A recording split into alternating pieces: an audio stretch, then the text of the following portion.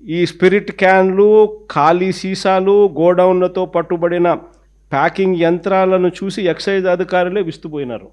రకరకాల కుటీర పరిశ్రమల మధ్య ఇది అంతా కూడా జరుగుతాం. ఇది ఈ ఏరియా ఏంది, కృష్ణా గుంటూరుకు సంబంధించి ఇబ్రహీంపట్నంలో జరుగుతూ ఉన్న రెండో ఏరియా. ఇది రేపల్ల. ఆ నుంచి డిస్ట్రిబ్యూషన్ సెంటర్స్ కృష్ణా ఇబ్రహీంపట్నం నుంచి రేపల్లెకు అట్లా నెక్స్ట్ విస్తరించడం. పాలకొల్లు, అది కుటీర పరిశ్రమ. చూడు ఎంత బాగుందో కుటీర పరిశ్రమ, అసలు ఏ లెవెల్లో పెట్టినారో. మిషన్లకు తోడు క్యాన్లకు తోడు స్పిరిట్లు, బాటిళ్ళు, లేబుళ్ళు అన్ని ఫ్రాంచైజ్, నీట్గా ఫ్రాంచైజ్ పద్ధతులలో కుటీర పరిశ్రమల మాదిరి విస్తరించుకుంటూ పోతూ ఉన్నారు. ఇది పాలకొల్లులో జరిగింది. ఇది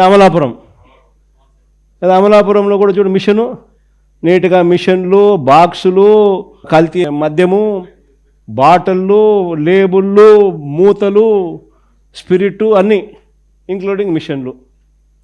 మళ్ళీ ఎక్కడ వాళ్ళందరినీ బయట మూతలు వాళ్ళందరినీ తీసేసినారనుకో, ఆ మాస్కులు తీసేస్తే అంత తెలుగుదేశం కార్యకర్తలు అని చెప్పి కనపడతారు కాబట్టి మాస్కులు మూసేయడం.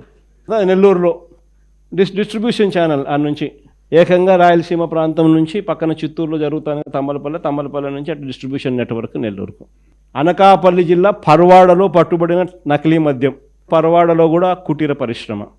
ఏకంగా ఈ పర్వాడలో కుటీర పరిశ్రమకు ఈ మాదిరిగా బ్రాండ్లు కూడా సప్లై చేస్తున్నారు. చూడు ఏ లెవెల్లో బ్రాండ్ సప్లై చేయడము అని. లేబుల్స్కి సంబంధించిన బండిల్స్. చూడండి చక్కగా అయిన స్పీకరు. పరవాడలో నకిలీ మద్యం తయారీలో స్పీకర్ అయ్యన్న పాత్రుడు సన్నిహితుడు రుత్తుల రాము, అక్కడ ఫ్రాంచైజీ ఓనర్. ఆ ఫ్రాంచైజీ ఓనరు, దానికి వెనకలు ఉండేది ఆయన అయ్యన్న పాత్రుడు స్పీకర్. ఆయన ఆ ఏరియాకి సంబంధించి ఫ్రాంచైజీ బాధ్యతలు తీసుకున్నాడు.